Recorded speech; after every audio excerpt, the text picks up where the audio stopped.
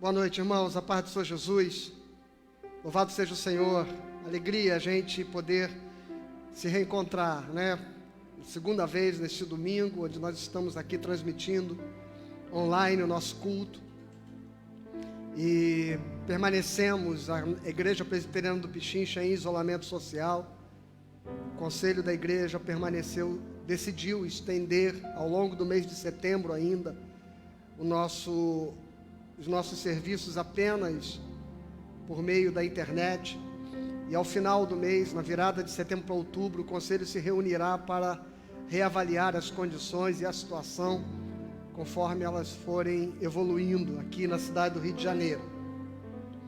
Sabemos que muitas outras igrejas voltaram às suas atividades, inclusive as igrejas presbiterianas aqui da nosso presbitério, mas a Igreja do Pichincha, considerando as peculiaridades de espaço, de ventilação, de pé direito do santuário, o Conselho decidiu ainda permanecer em isolamento.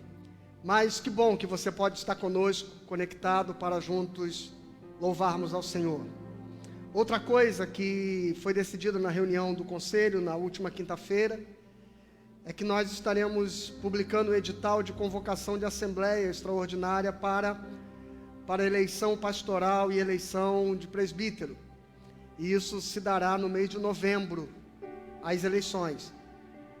Até lá nós não temos ainda certeza se já estaremos nos reunindo presencialmente ou virtualmente, mas caso ainda estejamos virtualmente, é possível que nós convoquemos a Assembleia Extraordinária através de videoconferência, pelo aplicativo Zoom, para que todos possam de alguma forma participar. E depois abriremos ao longo do domingo a igreja para que em horários intercalados e sem aglomeração os irmãos possam passar e depositar os seus votos. Então lá fora, na varanda, estará a urna com oficiais da igreja acompanhando o escrutínio das eleições, e possivelmente nós façamos uma assembleia no modelo alternativo, em função de não haver nenhum modelo previsto, né, para uma situação como essa que estamos vivendo. E se até lá nós já pudermos estar reunidos presencialmente, encontraremos um meio de que os membros da igreja possam, talvez em horários também diferentes, para não produzir aglomeração, se reunirem e fazermos a assembleia e fazermos blocos de votação conforme a possibilidade de ocupação do espaço do nosso santuário. Mas tudo isso será naturalmente explicado em edital, e o Conselho indica a reeleição, o nome do presbítero Carlos Oscar, e o Conselho indica a reeleição, o meu nome, o nome do pastor Fábio Castro, para a reeleição a pastor. E essa é uma prerrogativa do Conselho, indicar os nomes e orientar a igreja à eleição, ainda que seja do direito democrático de cada membro votar no nome que desejar para presbítero. E é direito da comunidade, em havendo um irmão desejando indicar um ministro presbiteriano para concorrer à vaga de pastor efetivo da igreja, também procurar o Conselho, que, dentro das suas prerrogativas, avaliará o nome indicado e se posicionará em relação a isso diante da comunidade. Então, se você é membro da Igreja do Pichincha, e isso eu estou dizendo apenas aos membros, fique atento que nos próximos dias nós estaremos publicando, através também das nossas mídias sociais, o edital de convocação de Assembleia Extraordinária para a eleição de presbítero e pastor, ok? Então vamos louvar ao Senhor, vamos orar, cultuar ao Senhor e adorar a Deus nesta noite, onde nos reunimos aqui, você aí na sua casa, e juntos fazemos um grande encontro de comunhão e celebração. Margarete vai orar e nós vamos juntos cantar e celebrar ao Senhor. Graça e paz aos corações. Vamos fechar os nossos olhos. Pai Celeste, nós estamos aqui diante do Teu altar. para lhe render glória, honra, porque o Senhor é o Deus digno de receber esta nossa adoração. Que o nosso coração esteja completamente voltado a Ti, para que sintamos o Teu Espírito Santo, vivificando nossas vidas e renovando nossa existência. Obrigado, Senhor, por estarmos aqui. Seja engrandecido, hoje e sempre, em nome de Jesus. Amém. Vamos louvar com alegria, com gozo, com satisfação na alma. Oh, aleluia!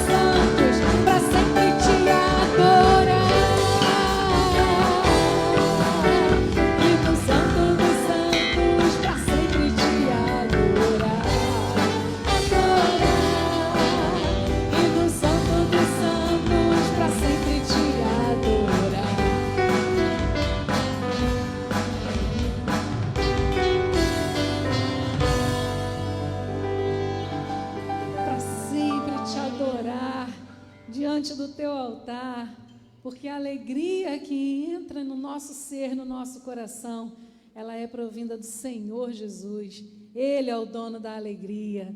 Ele enche a nossa vida do seu Espírito. E pode o mundo se abalar. Os reinos se abalam, os povos se curvam e as bocas, elas se abrem para dizer a grandeza do nosso Deus. Que você nesta hora contemple esta grandeza do Senhor para com a sua vida. Que o seu coração se abra na adoração. Que o seu coração se prostre diante do Senhor, o Rei da vida, o Rei da glória.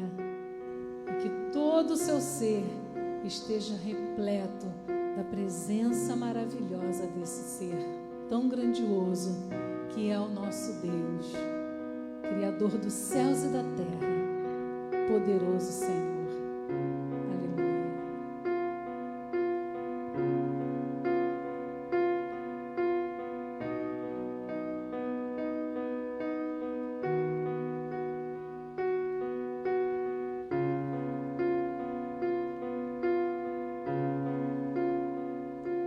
Os reinos se abalam,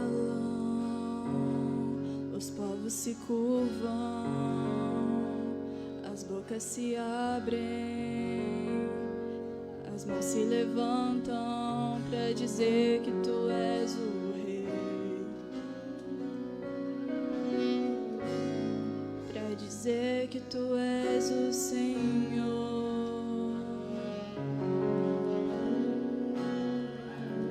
Os reinos se abalam, os povos se curvam, as bocas se abrem, as mãos se levantam para dizer que tu és o Rei,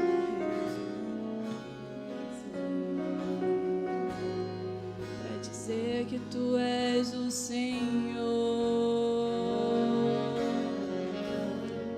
Teu reino é sempre eterno, firmado em misericórdia, justiça e igualdade, bondade e fidelidade. A tua igreja te adora, a tua igreja te adora. Teu reino é sempre eterno, firmado em misericórdia, justiça e igualdade, bondade e fidelidade. A tua igreja te adora, a tua igreja te adora. Você nesta hora se enxerga igreja do Senhor? Você neste momento se identifica como um lavado, um remido, um restaurado pelo sangue do Senhor Jesus? Venha adorá-lo, venha exaltá-lo, venha dizer a Ele o quão importante Ele é para a sua vida, o quanto você o ama. Diga para o Senhor Jesus o quanto você o deseja. E se você não se sente assim, lavado e remido, mas os teus pecados te acusam e te dizem que você é uma pessoa que não merece a presença do Senhor, eu te digo, Jesus ama você. E Ele te lava, Ele te redime, Ele te restaura. Ele vai fazer de você uma nova criatura. Adore-o, exalte-o, em nome de Jesus.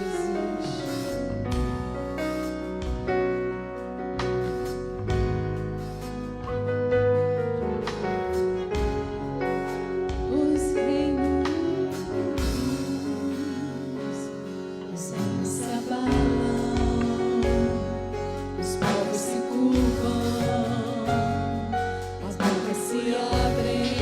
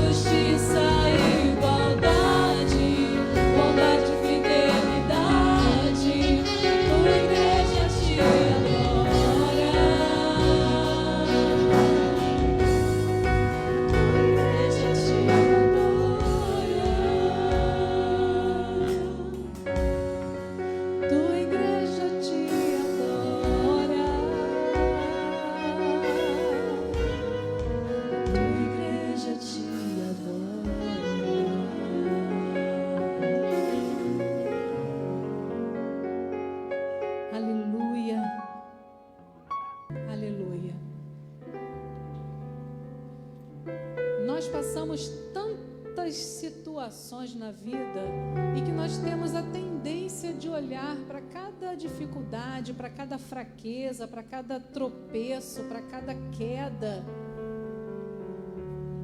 E muitas vezes nos esquecemos de agradecer e dizer ao nosso Deus que, mesmo na queda, eu louvo o seu nome. Mesmo no tropeço, eu te agradeço. Porque as dores, elas nos trazem aprendizado. Perseveramos e conquistamos. E em todos os momentos, o Senhor é conosco, o Senhor está com as suas mãos estendidas, segurando firme para que a gente não caia. Ele nos sustenta. E não existe provação que venha sobre a sua vida que seja maior do que a sua capacidade de vencê-la. Então aguenta firme. Quando nós ficamos maravilhados diante da grandeza do nosso Deus, a nossa alma só tem a agradecer.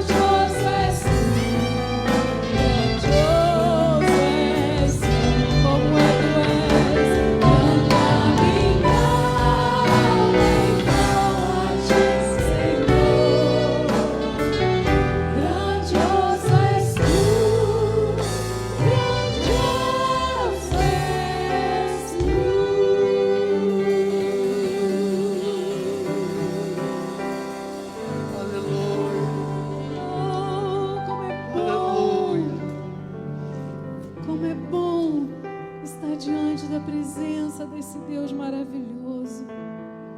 Como é bom estar diante dele, sabendo que a sua misericórdia nos alcança, nos atinge, que o seu perdão, que a sua mão, que os teus olhos, o sangue derramado na cruz, tudo isso por tão somente amor, por amar a mim, por amar a você, por amar a humanidade. Que esplendor!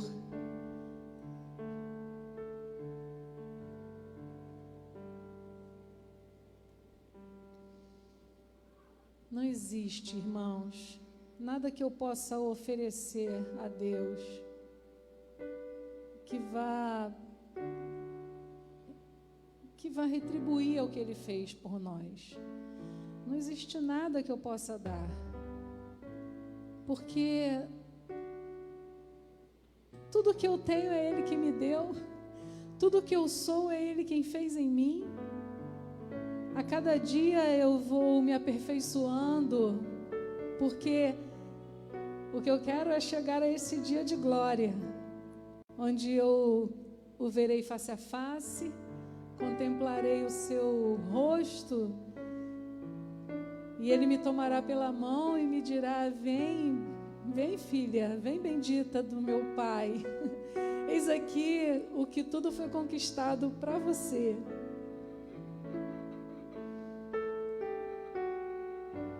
Só me resta estar rendida diante desse Deus de poder.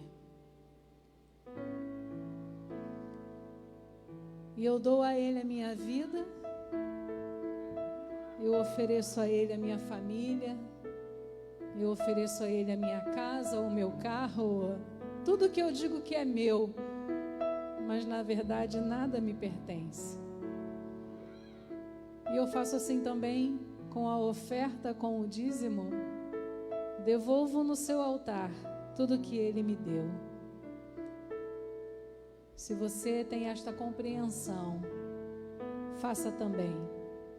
Devolva ao Senhor, através de ofertas, através do seu dízimo, através dos mantimentos que estão sendo arrecadados, para que aquilo que Ele fez a mim se estenda ao necessitado. Traga para a casa do Senhor e se alegre com a bênção que Ele tem dado a você.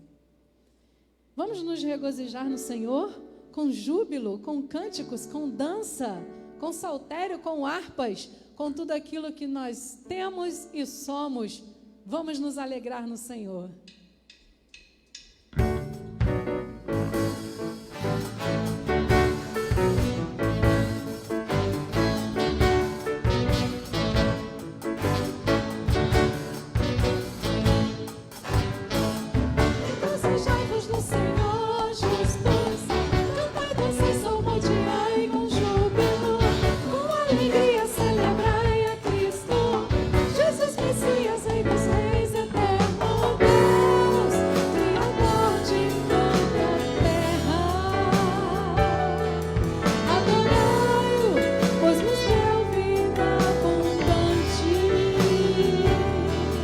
Vida santa em amor,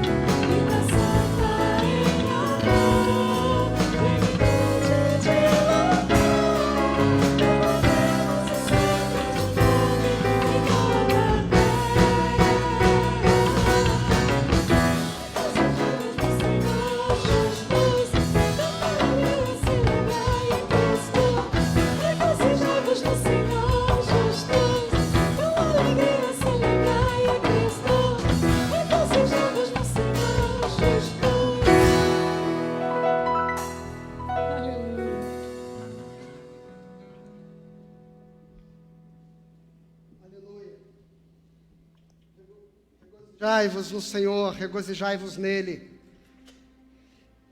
E eu convido você a abrir a sua Bíblia no livro de Esdras, no capítulo 3. E nós vamos falar exatamente disso, da gente aprender a se regozijar na vida, aprender que a vida vale a pena. Então abra aí a sua Bíblia e vamos orar e juntos meditar na palavra de Deus. Senhor, ilumina-nos aqui nesta noite, faça com que a Tua palavra traga esperança e vida ao nosso coração e ao nosso ser. No nome santo de Jesus. Amém. Amém. Esdras capítulo 3. Antes de lermos, para que você entenda o contexto da história, o povo de Israel estava cativo. Há muitos anos havia sido levado por Nabucodonosor, ainda quando o império dominante daquela região era a Babilônia. E foram levados cativos para a Babilônia e lá passaram muitos anos, até que, cumprindo-se o tempo determinado pelo Senhor, o rei Ciro, ele dá ordem para que se viabilize então a reconstrução do templo de Jerusalém. Esta história de Esdras, tanto quanto o livro de Neemias, marcam a experiência do retorno de Israel. E Ciro é aquele que dá a primeira ordem de retorno para que o altar seja, os alicerces do templo, e o altar então seja reedificado. E Esdras será então o nome que vai, do ponto de vista espiritual, conduzir este processo do lançamento dos alicerces do altar para voltar e retomar-se o culto ao Senhor em Jerusalém. E este evento que marca o livro de Esdras tem um capítulo muito peculiar, que é este capítulo 3, quando o altar é consagrado ao Senhor. E a história diz assim: em chegando o 7º mês, e estando os filhos de Israel já nas cidades, ajuntou-se o povo como um só homem em Jerusalém. Levantou-se Jesua, filho de Josadaque, e seus irmãos sacerdotes, e Zorobabel, filho de Seatiel, e os seus irmãos, e edificaram o altar do Deus de Israel, para sobre ele oferecerem holocaustos, como está escrito na lei de Moisés, homem de Deus. Firmaram o altar sobre as suas bases, e ainda que estavam sob o terror dos povos de outras terras, ofereceram sobre ele holocaustos ao Senhor de manhã e à tarde. Celebraram a festa dos tabernáculos, como está escrito, e ofereceram holocaustos diários segundo o número ordenado para cada dia. E depois disso, o holocausto contínuo, e os sacrifícios das festas da lua nova, e todas as festas fixas do Senhor, como também os dos que traziam ofertas voluntárias ao Senhor. E desde o primeiro dia do 7º mês começaram a oferecer holocaustos ao Senhor, porém ainda não estavam postos os fundamentos do templo do Senhor. Deram, pois, o dinheiro aos pedreiros e aos carpinteiros, como também comida, bebida e azeite aos sidônios e tírios, para trazerem do Líbano madeira de cedro ao mar para Jope, segundo a permissão que lhes tinha dado Ciro, rei da Pérsia. No 2º ano de sua vinda à casa de Deus em Jerusalém, no 2º mês, Zorobabel, filho de Seatiel, e Jesua, filho de Josadaque, e os outros seus irmãos, sacerdotes e levitas, e todos os que vieram do cativeiro de Jerusalém, começaram a obra da casa do Senhor, e constituíram levitas da idade de 20 anos para cima, para a superintenderem. Então se apresentaram Jesua com seus filhos e seus irmãos, Cadmiel e seus filhos, os filhos de Judá, para juntamente vigiarem os que faziam a obra da casa de Deus, bem como os filhos de Henadade, seus filhos e seus irmãos, os levitas. Quando os edificadores lançaram os alicerces do templo do Senhor, apresentaram-se os sacerdotes paramentados e com trombetas, e os levitas, filhos de Asaf, com símbolos, para louvarem o Senhor, segundo as determinações de Davi, rei de Israel. Cantavam alternadamente, louvando e rendendo graças ao Senhor com estas palavras: Ele é bom, porque a sua misericórdia dura para sempre, sobre Israel. E todo o povo jubilou com altas vozes, louvando ao Senhor, por se terem lançado os alicerces de sua casa. Porém, muitos dos sacerdotes e levitas e cabeças de famílias, já idosos, que viram a primeira casa, choraram em alta voz, quando à sua vista foram lançados os alicerces desta casa. Muitos, no entanto, levantaram as vozes com gritos de alegria, de maneira que não se podiam discernir as vozes da alegria das vozes do choro do povo, pois o povo jubilava com tão grandes gritos que as vozes se ouviam de muito longe. Veja, irmãos, um povo que estava cativo e durante muitos anos passou no cativeiro. Este povo volta tendo a possibilidade de reerguer, de retomar o culto ao Senhor. E eu acho muito bacana quando o texto diz que, a despeito de em torno deles haverem conflitos, guerras, haverem a opressão dos povos, uma grande instabilidade política que estava circunscrevendo a cidade de Jerusalém, o texto diz que, a despeito disso, eles reedificaram o altar e passaram e retomaram as festas, retomaram os cultos, retomaram os holocaustos, retomaram as oferendas, sabe, continuaram a fazer aquilo que era o maior prazer e que constituía a base da identidade daquele povo, que era adorar o seu Deus, o Deus eterno, o Deus criador dos céus e da terra. Isso aconteceu durante muitas semanas, isso aconteceu durante muitos dias. Um ciclo de festas inteiro foi celebrado ali, até que decidiu-se então pagar os pedreiros e contratar gente, e a madeira que estava sendo trazida do Líbano, conforme a ordem do rei Ciro, então levantar, ou melhor, lançar de novo os alicerces para edificar um novo templo, porque este templo havia sido derrubado por Nabucodonosor e havia sido queimado. E todas as riquezas do templo, os móveis sagrados, os utensílios de ouro, todos os utensílios dedicados ao Senhor foram levados e estavam depositados nos templos dos deuses babilônicos. E Ciro mandou retirar tudo de lá e devolver a Jerusalém para que se retomasse o culto ao Senhor. Eu quero abrir um parêntese aqui para dizer o quão impactante pode ser na vida de alguém conviver com verdadeiros cristãos.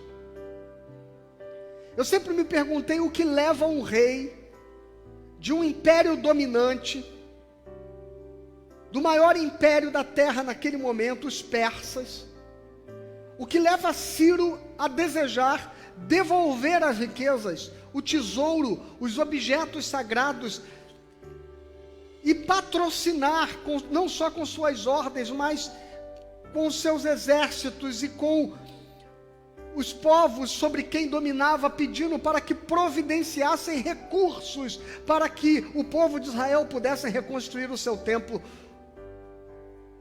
O que leva alguém, um homem pagão, dentro de uma cultura pagã, se quebrantar e se curvar e se render diante da grandeza do Deus de Israel de tal modo, se não o fato de que diante dele foram manifestos testemunhos vivos, poderosos, de homens e mulheres de Deus que impactaram a sua vida para que ele pudesse reconhecer a grandeza do Deus dos céus. E então os alicerces do templo serão lançados, e o texto diz que os sacerdotes se apresentaram paramentados com trombetas, e os levitas, aqueles que foram separados com mais de 20 anos, os jovens levitas com símbolos para louvarem ao Senhor, segundo as determinações de Davi, rei de Israel. E o texto no verso 11 diz: e cantavam alternadamente, louvando e rendendo graças ao Senhor, com estas palavras. Vejam o que eles cantavam: Ele é bom, porque a sua misericórdia dura para sempre sobre Israel. Ao lançar os alicerces do templo, as bases do templo, ao lançar os alicerces daquilo que seria um novo lugar de culto, a retomada da história de um povo com seu Deus, na cidade que o Senhor ergueu para si, no lugar que foi ao nome do Senhor consagrado, e a quem ele havia dito a Salomão que os seus olhos estariam fixos à oração daquele lugar. Quando esta história é retomada, ela é retomada a partir de uma consciência de que o Senhor é bom e a sua misericórdia dura para sempre. E esta é a primeira perspectiva que deve caber a cada um de nós, para nós podermos viver a vida com a esperança de que o futuro terá algo melhor para nós. E crer nisso não é fazer confissão positiva. Crer nisso é entender que o Senhor é bom e a sua misericórdia dura para sempre. Que se as coisas estão difíceis, e olha que eles estavam cultuando, louvando e celebrando em meio a turbulências, em meio a crises, em meio às ruínas de um templo que foi derrubado e que marcava a maior vergonha da história de Israel, que foi ver aquele templo ruir. Mas a despeito de terem visto, e muitos deles que sequer tinham visto, mas conviveram com a história da grandeza, da suntuosidade daquele templo, agora estavam ali sobre ruínas, sobre um altar que foi improvisadamente erguido ali no meio daquele lugar, no meio de tendas colocadas para ser um lugar santo de adoração. Agora de um modo ainda muito precário, muito incipiente ainda, se lançam alicerces de um novo templo. E eles diziam: porque o Senhor é bom e a sua misericórdia dura para sempre.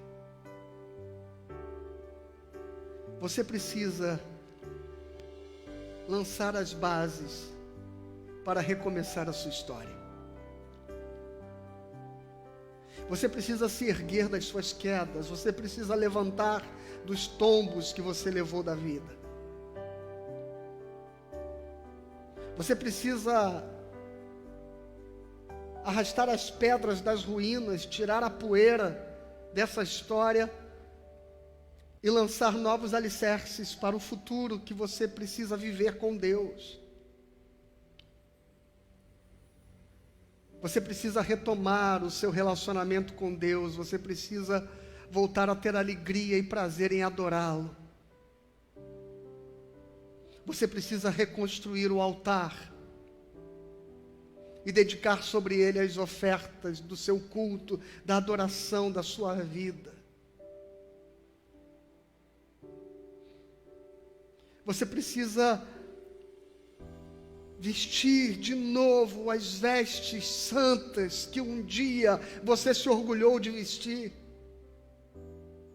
e se ornamentar com a estola sacerdotal com a qual o Senhor te levantou como rei e sacerdote para a glória do nome dele, e tomar os símbolos, os instrumentos e tomar a sua voz, e tomar toda a alegria, e tudo aquilo que possa produzir vida e celebração em você, e voltar a celebrar e cultuar o Deus da vida. Mesmo que seja sobre as ruínas de uma história passada, mesmo que seja sobre os restos que ficaram das tragédias acontecidas, mas sobre aquele lugar, um novo altar se ergueu, colunas foram fincadas no chão, para se construir um futuro onde eles não tinham paredes, tetos, onde não sabiam como seria aquele novo tempo, mas eles sabiam que o Deus que ali fez habitar o seu nome era um Deus bom, e a sua misericórdia dura para sempre. Não são as tristezas que duram para sempre, não é a ira de Deus que dura para sempre, não são as dores que duram para sempre, nem as lágrimas. O que dura para sempre é a misericórdia do Senhor, elas se renovam a cada manhã. Você precisa lançar as bases para construir um novo caminho com Deus.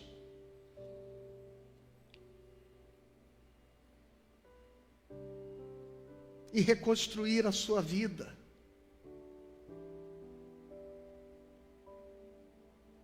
Voltar a sorrir, voltar a celebrar, voltar a se alegrar no Deus da tua salvação. E eles cantavam alternadamente, louvando e rendendo graças ao Senhor, porque Ele é bom e a sua misericórdia dura para sempre. E todo o povo de Israel, diz o texto, jubilou com altas vozes, louvando ao Senhor por se terem lançado os alicerces da sua casa. Não tenha um olhar pessimista sobre a história. Esta é a segunda coisa que eu quero dividir com você. Não tenha um olhar pessimista sobre o mundo. Sabe aquela história do copo meio cheio e do copo meio vazio? Que o otimista vê o copo meio cheio e o pessimista vê o copo meio vazio. Nós estamos diante de uma realidade, de duas frases que se contrapõem, que o mundo jaz no maligno, mas também existe a palavra do profeta Isaías que diz que ele viu o Senhor sentado no alto e sublime trono, e toda a terra está cheia da sua glória. E nós precisamos ter olhos espirituais para discernir se ao pensar no amanhã, nós estamos olhando para um mundo que jaz no maligno, ou estamos olhando para um mundo onde nós cremos que a glória do Senhor enche a terra.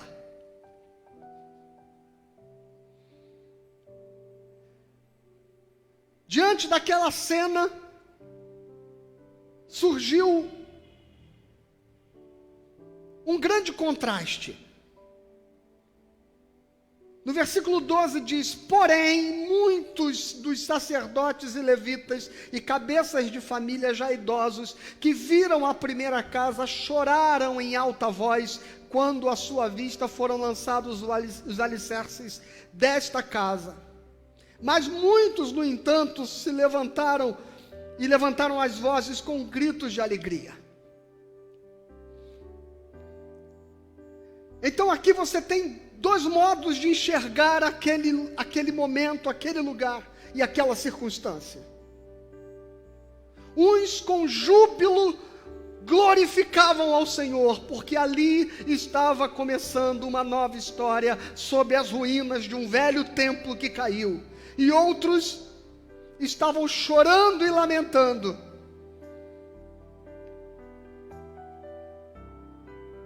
porque não conseguiam ver a possibilidade de que aquele templo pudesse se comparar a que um dia já havia sido.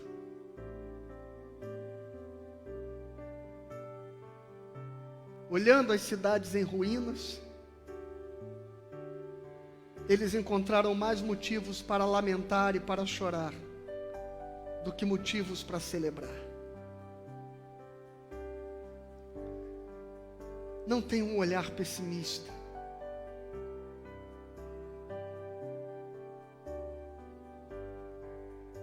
A circunstância que você está vivendo pode ser o ponto de partida para uma nova história, para um recomeço. Para um novo agir de Deus na sua vida. Ou pode ser um lugar onde você fica paralisado pelo medo, pelo saudosismo, pelo lamento, pelas lágrimas. E a partir disso a gente começa a sempre esperar o pior de tudo, de todos.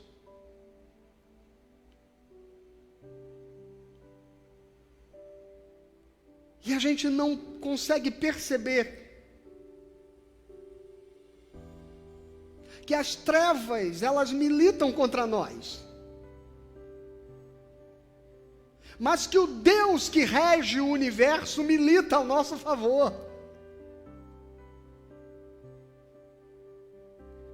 Mas qual olhar está prevalecendo diante de você? Que perspectiva lhe parece mais conveniente? A de que o mundo conspira contra você? Ou a de que o universo conspira a teu favor porque ele é regido pelo teu Deus, o Deus poderoso, Criador dos céus e da terra?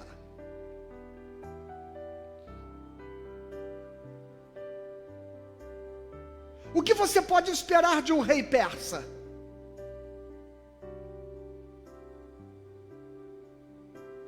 O que ele pode causar de mal ou fazer de pior ao seu povo?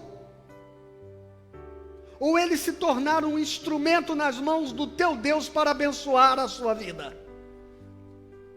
E o profeta Isaías diz: Ciro, o meu ungido.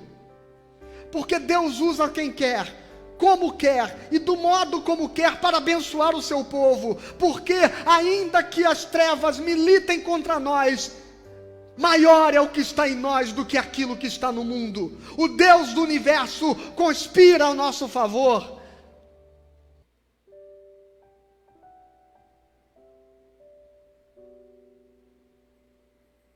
Então este momento, por mais crítico que seja na sua vida, ele pode ser um divisor de águas. E depende do modo como você deseja olhar a sua história. E como você se permite viver a vida com esperança.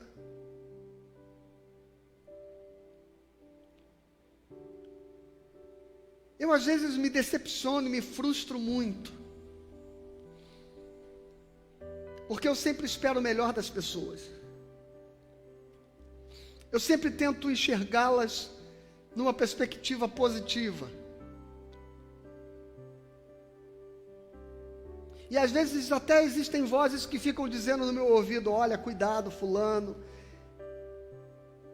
E eu confesso que eu me esforço. E às vezes quando eu me percebo pessimista em relação a alguém, eu confesso a você que eu oro pedindo ao Senhor para que quebrante o meu pensamento, para que eu possa estar aberto à possibilidade de que aquela pessoa me surpreenda com algo bom. E nós temos a tendência de dar ênfase às coisas negativas, é um modo natural como o nosso cérebro opera. Por uma tendência de nos proteger, de autopreservação. Normalmente nós nos mantemos alertas e sempre ressabiados com aquilo que pode significar qualquer tipo de perigo à nossa vida. E é por isso que a gente vive esperando o mal das pessoas.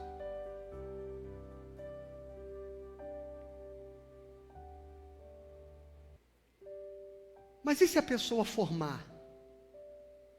E se ela te decepcionar? E se ela te frustrar? E se ela te trair?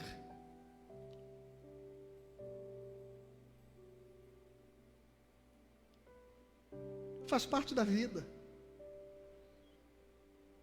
E terá sido ela quem sairá perdendo nessa história. Porque terá desperdiçado a oportunidade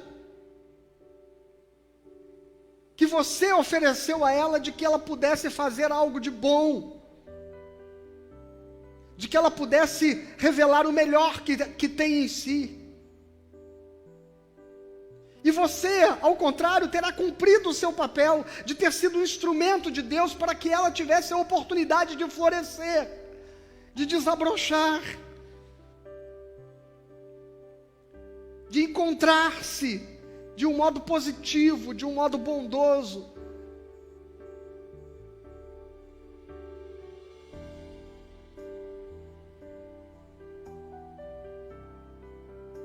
E a gente não pode se privar de dar às pessoas a oportunidade que elas precisam para tentar encontrar o seu melhor.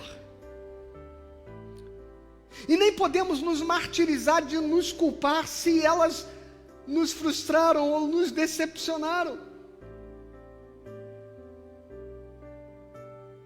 Como Jesus em relação a Judas, por exemplo.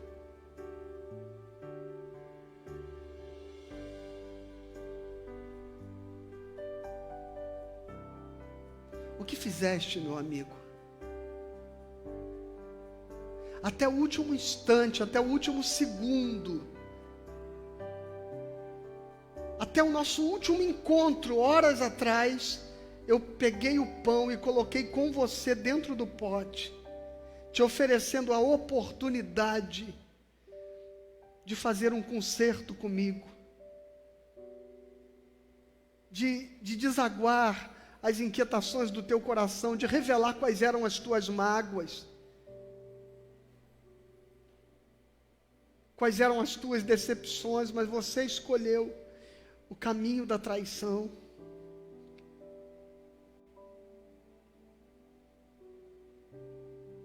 E quem carregou o remorso daquele relacionamento não foi Jesus. Quem carregou o remorso daquele relacionamento foi Judas, o traidor. Foi ele que acabou enforcando-se por conta de não dar conta da culpa.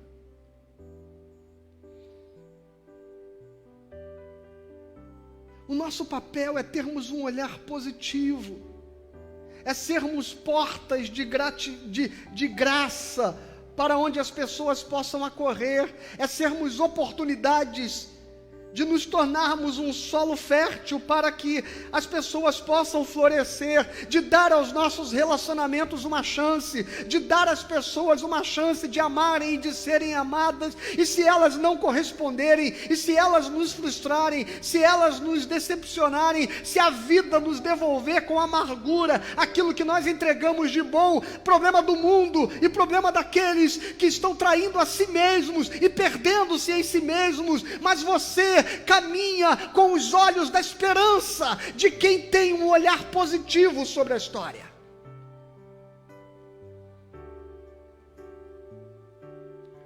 É claro que a gente sofre, é claro que dói, é claro que a gente chora.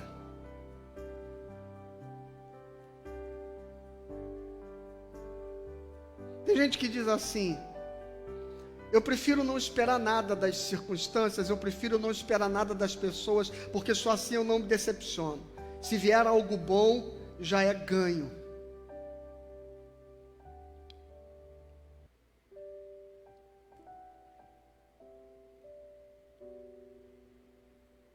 Mas não é bom quando a gente não se permite ir ao encontro das oportunidades da vida por inteiro.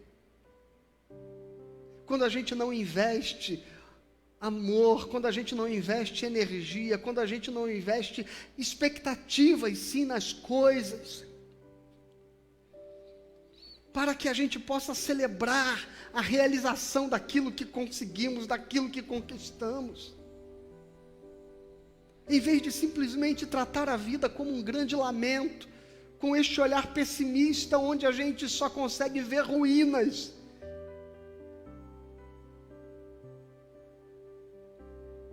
onde só conseguem ver madeiras e pedras, onde aqueles jovens que estavam lançando aqueles alicerces estavam enxergando o futuro.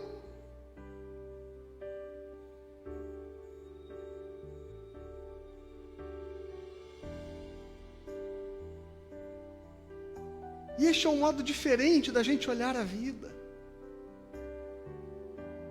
É o pedreiro que está construindo o templo, ele olhar a sua tarefa como um enfado e cansaço, e ao ser perguntado por alguém o que você está fazendo, ele dizer assim: eu estou assentando pedras. Mas possivelmente, neste mesmo cenário, existe um outro que, ao ser perguntado o que você está fazendo, ele responderá: eu estou construindo um santuário ao meu Deus.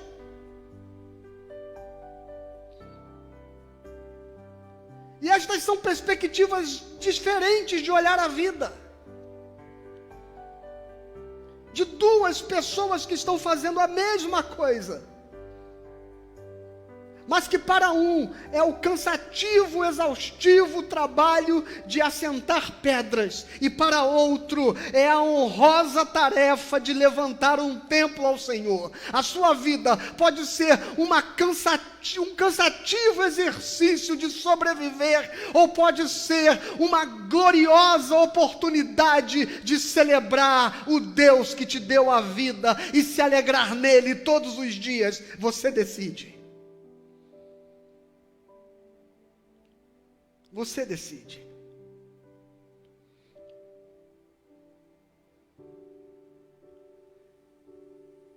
E a terceira coisa, o texto diz assim: muitos sacerdotes choravam e lamentaram em alta voz.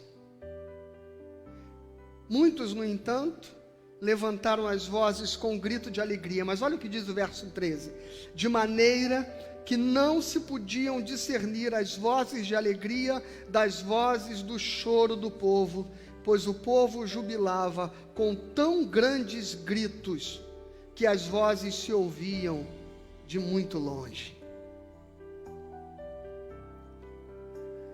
Quando eu olho estes lamentadores aqui, eu vejo como muitas vezes a gente não consegue se abrir ao novo. A gente não consegue lidar bem com as mudanças. Mudanças são coisas que nos causam desconforto. Mudanças são sempre ruins, se a gente não olha a vida com esperança.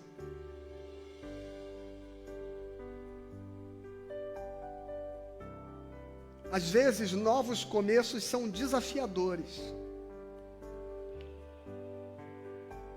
Nos testam, nos provam, nos desafiam a resiliência, sabe?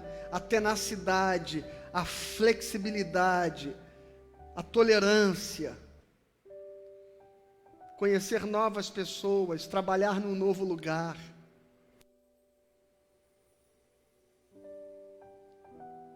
Ser promovido a um outro cargo na empresa, passar a frequentar um novo grupo de relacionamento profissional, mudar de escola, mudar de cidade, mudar de bairro, mudar de casa. Normalmente a gente carrega muito mais ansiedade, apreensão, angústia, medo, do que efetivamente abertura, sabe, leveza para o tempo novo que está diante de nós. E o texto é engraçado que ele diz assim: porém, os sacerdotes velhos, sabe, já idosos, aqueles que viram o templo passado, e irmãos, eu acho que é por isso que se faz tão necessário aquilo que o profeta Joel profetizou. Os vossos filhos e vossas filhas profetizarão quando nos últimos dias descer sobre eles o meu Espírito Santo, e os vossos jovens terão visões, e os vossos velhos sonharão.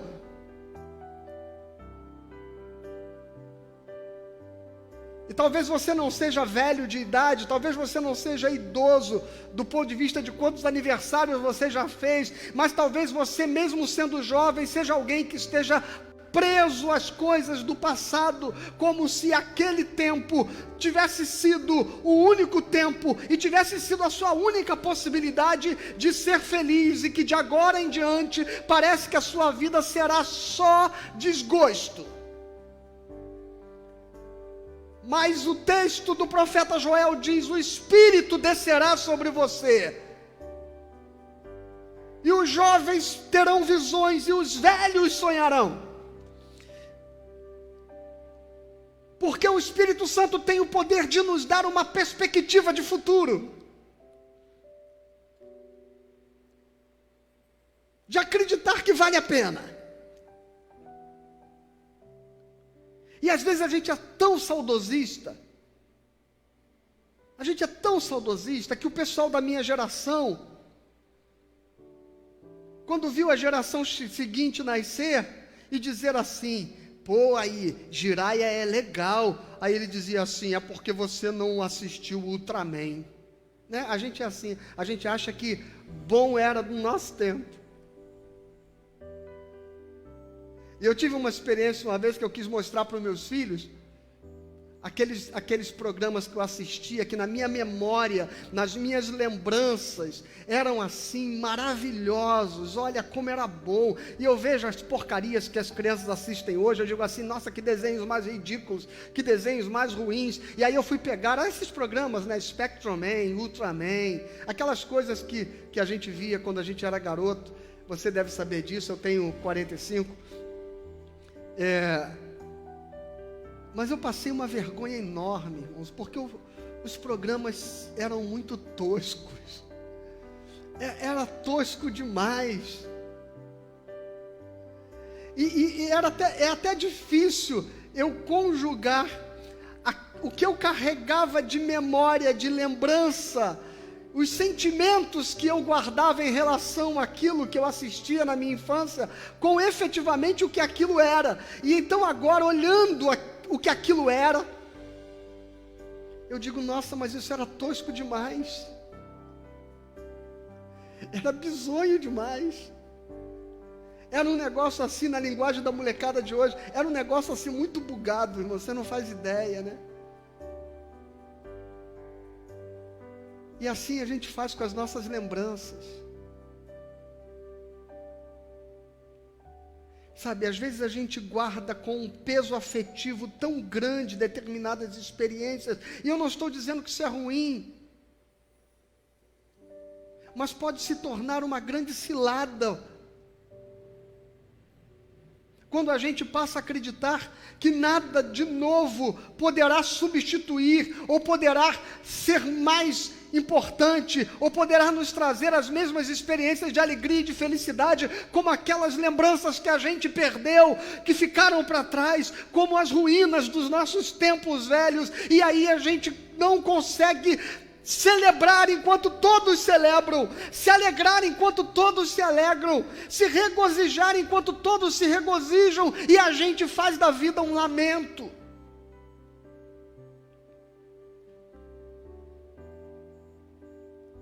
E aí cada tempo a gente vai construindo os nossos demônios, né?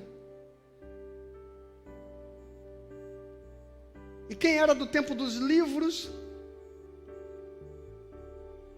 disse que a televisão não prestava. E quem é do tempo da televisão diz que a internet não presta. E cada vez que novidades vão surgindo, vai cada vez se asseverando, se aprofundando os abismos entre as gerações. E a gente já não se conecta mais com os outros, com as pessoas, a gente já não consegue se conectar aos nossos filhos, a gente não consegue se conectar aos jovens, a gente não consegue fazer com que haja qualquer diálogo possível entre as nossas necessidades emocionais, as nossas expectativas e aquilo que nós temos como valores do ponto de vista emocional, daquilo que é relevante para a gente, e a gente vive um grande abismo de incompreensões. como se falássemos línguas diferentes, porque na verdade há pessoas que estão com a mente no passado, e há pessoas que não conseguem olhar o futuro, e há outras pessoas que estão simplesmente tentando encarar a vida, ver a vida numa boa perspectiva. E de que lado nós estamos? Daqueles que estão presos ao passado, ou daqueles que vão dizer: nossa, o mundo mudou, as coisas mudaram, eu preciso me reinventar. Talvez a minha profissão já não exista daqui a alguns anos. Talvez esta atividade, que é aquilo que eu me orgulho de ser a única coisa que eu sei fazer, ela já não seja mais relevante. Talvez o meu posto de trabalho seja substituído por um robô, por uma máquina, por um computador. E você tem duas coisas a fazer diante deste mundo que se transforma e que muda todo o tempo e todo instante. Você pode se reinventar, você pode lançar as bases hoje para que você seja uma pessoa diferente amanhã, ou você pode simplesmente ficar lamentando e chorando e desejando que o mundo volte a ser como um dia foi, e ele não voltará. Lamento te dizer isso, as coisas jamais voltarão a ser como antes. Não haverá um mundo que vai voltar ao normal depois desta pandemia. Nada será como antes. O que nós precisamos fazer? Precisamos lançar as bases hoje, no meio desta confusão que estamos vivendo, da sociedade, do mundo, da igreja, da pessoa, da família, que nós queremos ser amanhã.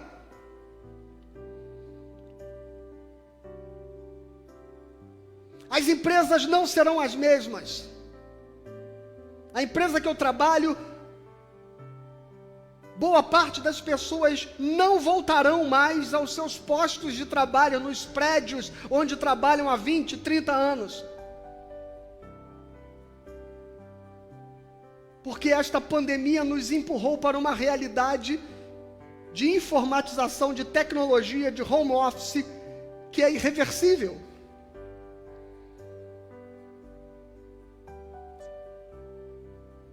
E a gente pode ficar se debatendo desesperado, tentando fazer o mundo voltar a ser o que era, ou a gente pode se abrir ao novo e lançar as bases daquilo que eu preciso ser amanhã. Se você trabalha numa profissão que você corre o risco de ser substituído por uma máquina, você tem a possibilidade de ficar desempregado, ou de aprender a consertar essa máquina, ou de aprender a fabricá-la, ou de aprender a operá-la, programá-la.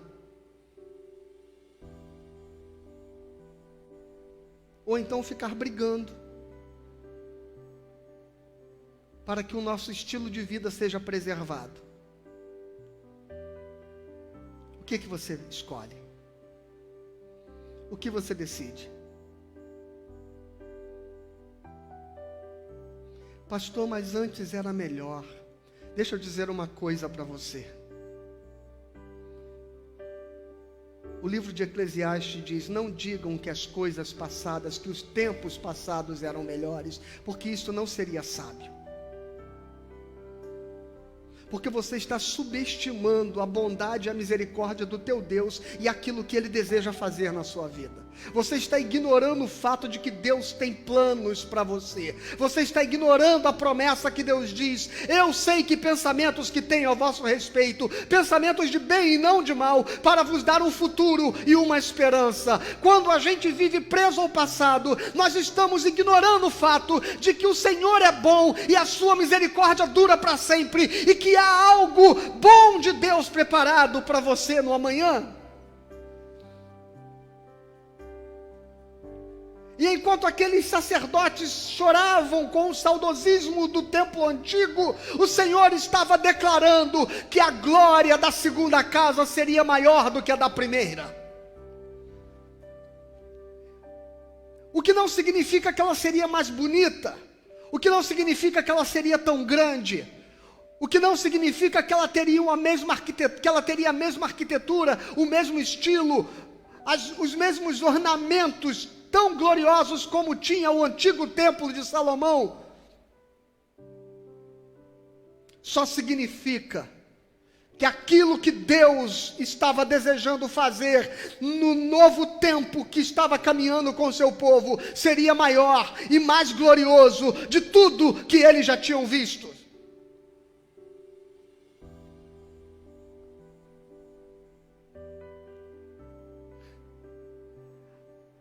E é por isso que o sábio diz que melhor é o fim das coisas do que o começo.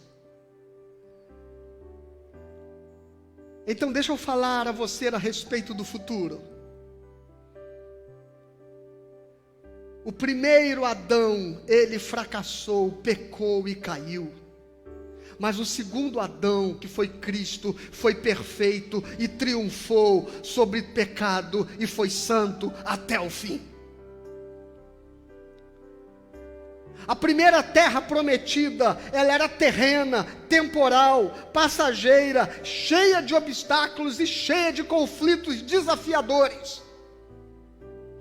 Mas a pátria celestial, aquela que Abraão esperou, ela era eterna, pacífica e iluminada pela glória e pela presença de Deus.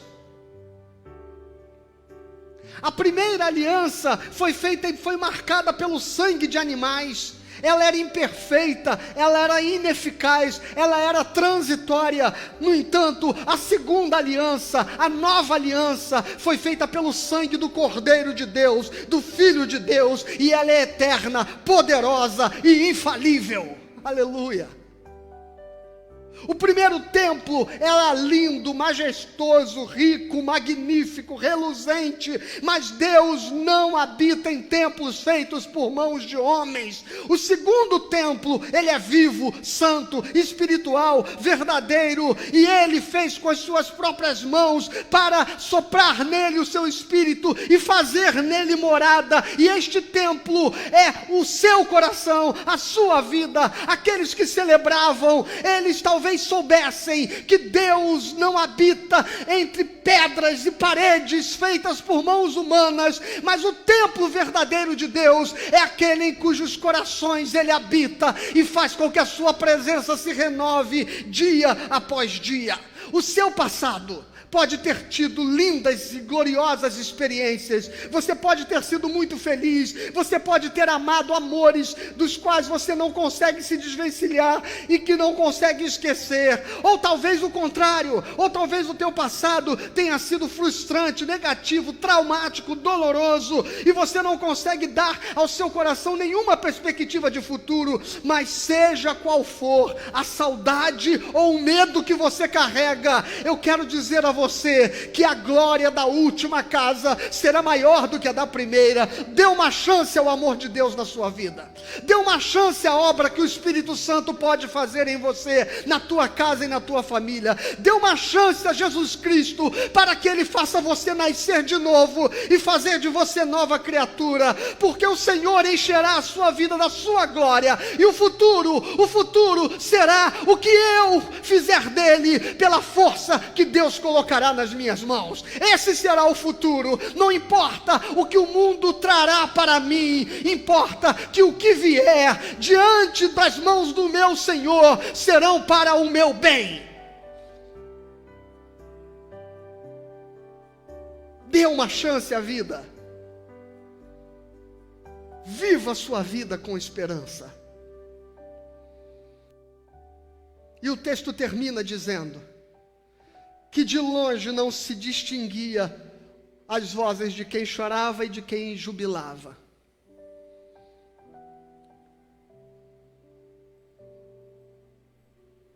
E esta é a última coisa que eu quero dizer a você. Não permita que as lágrimas abafem o riso. Não permita que o lamento supere a celebração. Não permita que a tristeza afogue a alegria. Não permita que as muitas águas afoguem o amor.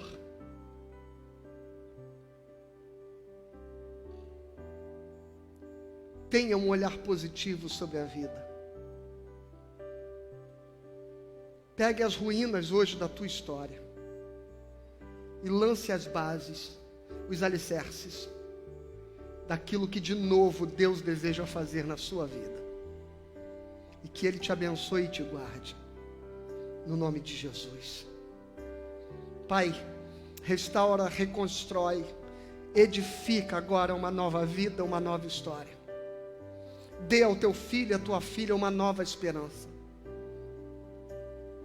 Abra os olhos do teu povo para que eles possam ter uma perspectiva de futuro, que entenda que o Senhor rege o universo e que todas as coisas cooperam para o bem daqueles que amam ao Senhor. Ajuda-nos, ó Deus, a superar os medos. Ajuda-nos a sonhar, ajuda-nos a termos visões.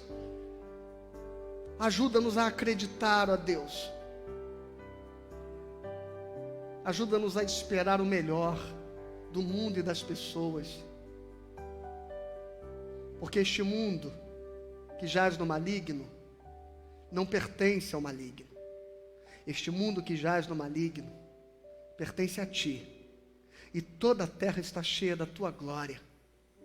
E nós queremos ver estes campos florescerem e a Tua presença fazer a diferença que nós queremos e precisamos ver na nossa vida. No nome de Jesus eu clamo. Amém. Obrigado, Senhor, por esta noite. Obrigado por este culto. Obrigado por este domingo. E sela esta palavra no nosso coração. No nome de Jesus. Amém. Amém, amém, aleluia. Vamos então terminar esta noite cantando esta canção que nos convida a viver esta semana fazendo do nosso lar um culto, um santuário, desfrutar do amor de Deus, viver debaixo da esperança viva, ter perspectiva, confiança no Senhor, de que algo bom de Deus está preparado para você, viu? Confia nisso, creia nisso, e nós vamos adorá-lo. Que o Senhor te abençoe e te guarde, que o Senhor faça resplandecer o seu rosto sobre ti, e que Ele tenha misericórdia de ti, e que o Senhor sobre ti levante o seu rosto e te dê paz. Nós voltamos na terça-feira, às 19h30, na reunião de oração, e na quinta-feira, na nossa devocional de quinta.